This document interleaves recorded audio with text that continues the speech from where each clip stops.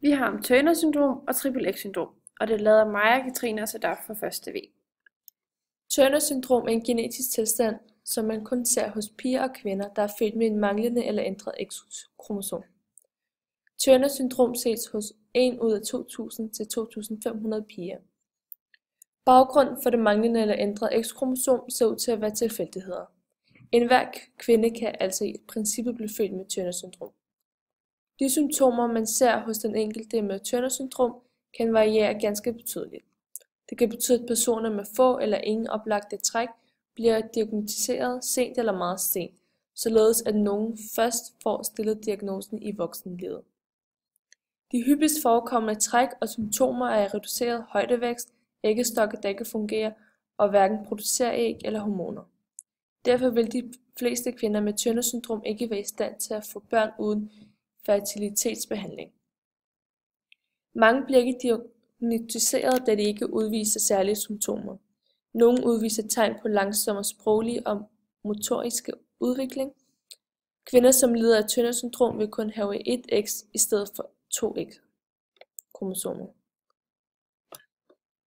På billedet her kan man se, at der kun er et X-kromosom, hvor der faktisk skulle være 2 X-kromosomer, da det er en kvinde. Triple X-syndrom er en genetisk lidelse, som kun piger og kvinder kan få. Dem, som får triple X-syndrom, har et ekstra X-kromosom, som I også kan se hernede på billedet. I stedet for at have 2 X-kromosomer, som kvinder har, så har den 3. Nogle af dem, som bliver diagnosticeret med triple X-syndrom, har 47 kromosomer i deres celler, i stedet for de 46, man normalt har. Det vil sige, at den så har 3 X-kromosomer.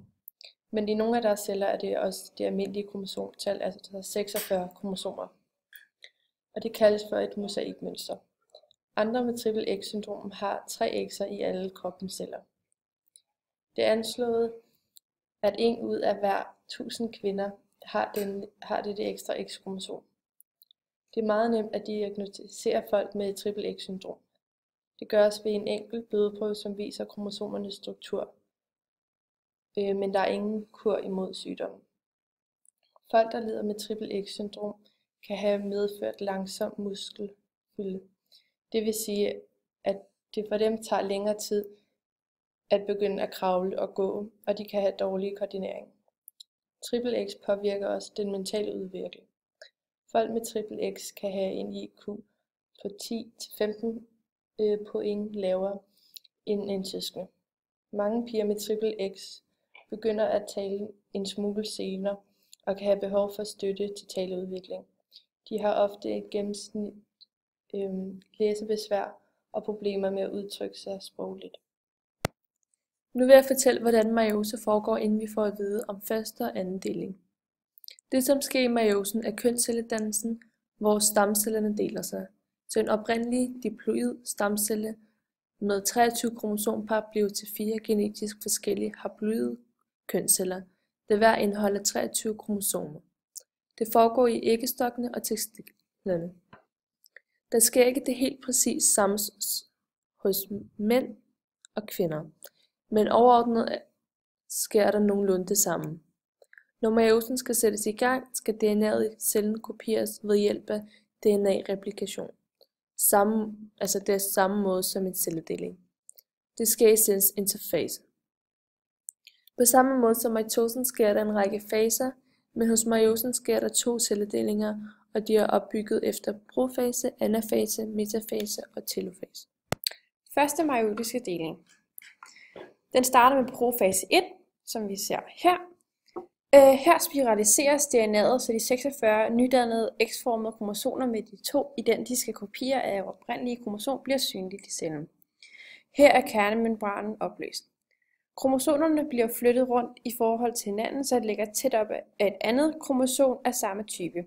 Efter udveksler de 2 kromosomer dele af deres kromosomer i en proces kaldet overkrydsning, som vi ser her.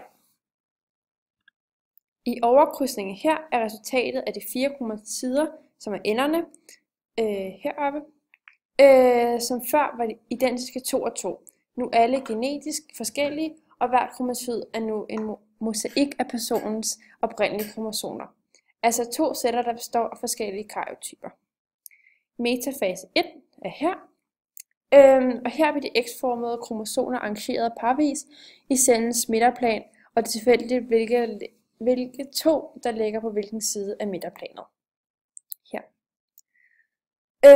Placeringen bliver styret af nogle tynde proteintråde kaldet stentråde, og de udgår fra hver af de 2 centroiler. Stentrådene bliver bundet til centromeren på hvert kromosom. Anafase 1 her, og her adskilles kromosomparerne, når stentrådene trækker sig sammen, og de indeholder også de X-formede kromosomer på hvert kromosompar i hver ende. Og stentrådene er heroppe. Telofase 1 her, og her danner cellen 2 kernemembraner, der omkranser kromosomerne. Efter bliver kromosomerne afspiraliseret, så de ikke længere er synlige i et mikroskop, og stentrådene opløses. Cellemembranen bliver snøret sammen på midten, her, og cellen deler sig i 2 datterceller, der hver indeholder 26 X-formede kromosomer og består hver af 2 forskellige kromatider. Anden meiotiske deling. Prosefase 2. Her. Her spiraliseres DNA'et, så kromosomerne bliver synlige. Kernemembranen opløses, og centriolerne bevæger sig mod cellens poler, og her bliver stentrådene dannet igen. Metafase 2. Her.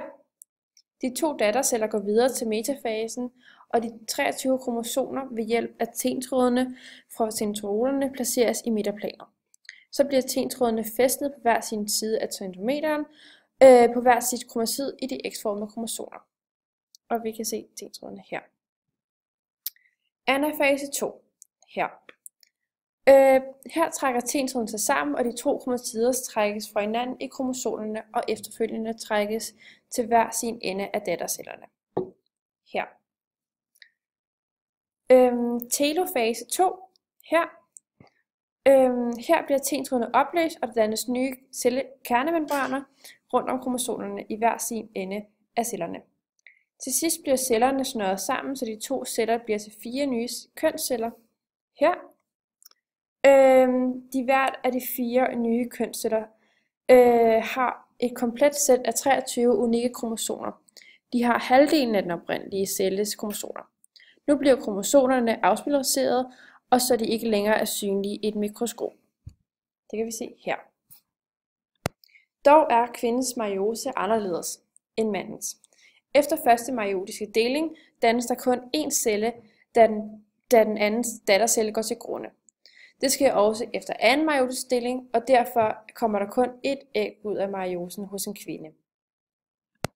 Turner syndrom og triple X-syndrom opstår, når der sker fejl i meiosen. Når Turner syndromet opstår, sker der en mutation i meiosen. Så i stedet for at kønskromosomcellerne i hver celleæg, opstår der en ægcelle med 2 X-kromosomer og en ægcelle uden nogen X-kromosomer. Den ægcelle uden nogen X-kromosomer mødes med en sædcelle med et X-kromosom, så det er således, at der kun dannes et X-kromosom i fosteret. Ved triple X-syndrom sker der det modsatte. Den ægcelle med 2 X-kromosomer møder sædcelle med ikke et X-kromosom, og så dannes der et foster, der har 3 X-kromosomer. Det var alt for denne gang, og god ferie, Lone!